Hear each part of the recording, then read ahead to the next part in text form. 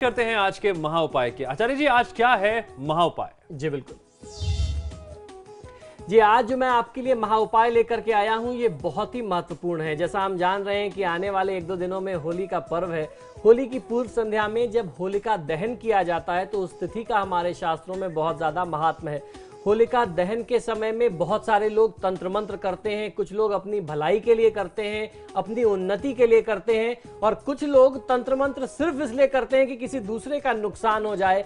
आपकी प्रगति से, आपकी तरक्की से उनको ईर्ष्या होती है, चिढ़ होती है, नफरत होती है, और आपसे चिढ़ करके आपके बिजनेस के ऊपर, आपके व्यापार व्यवसाय के ऊपर, आपके परिवार के ऊपर तंत्र मंत्र कर दिया जाता है। और ऐसे तंत्र मंत्र का जो शिकार हो जाए तो फिर उससे मुक्ति पाना, उससे पार पाना बहुत ही कठिन होता है। तो ये होलिका दहन की जो रात है ये बहुत महत्वपूर्ण है।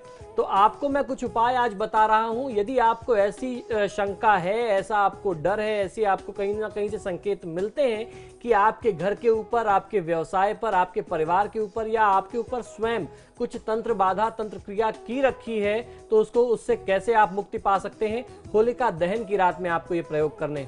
यदि किसी व्यक्ति को अपने व्यवसाय के ऊपर या अपने निवास के ऊपर किसी तंत्र क्रिया का अगर ऐसी कोई आशंका होती है तो होलिका दहन की रात में जिस स्थान पर होलिका दहन होता है उस स्थान पर एक गड्ढा खोद करके उसमें 11 कौड़ियां दबा देनी चाहिए, और अगले दिन इन कौड़ियों को निकाल करके व्यवसाय स्थल की मिट्टी के साथ नीले रंग के वस्त्र में बांध करके बहते हुए जल में प्रवाहित कर दीजिए।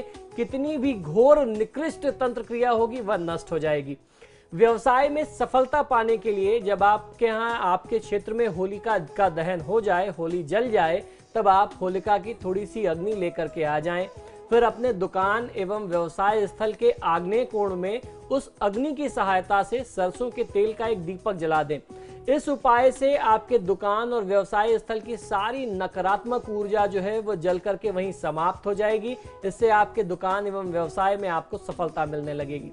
अब मैं आपको तीसरा उपाय बताता हूं। ये बहुत ही सरल और बहुत ही आसान से उपाय है। मुझे ऐसा नहीं लगता कि शायद ये आप न कर पाएं। यदि आप चाहेंगे तो जरूर कर लेंगे। तीसरा उपाय ये है कि यदि आपके परिवार अथवा परिचितों में कोई व्यक्ति अधिक समय से अस्वस्थ रहता है तो उसके लिए ये उपाय बहुत लाभकारी होगा। होली की रात्रि में सफेद वस्त्र में 11 गोमती चक्र, नाग केसर के 21 जोड़े तथा 11 धनकारक कौड़ियां बांध करके कपड़े पर हर श्रृंगार और चंदन का इत्र लगा करके रोगी के ऊपर से आप 7 बार उतार करके किसी शिव मंदिर में या शिव स्थान पर अर्पित कर दें, वहां रख आएं।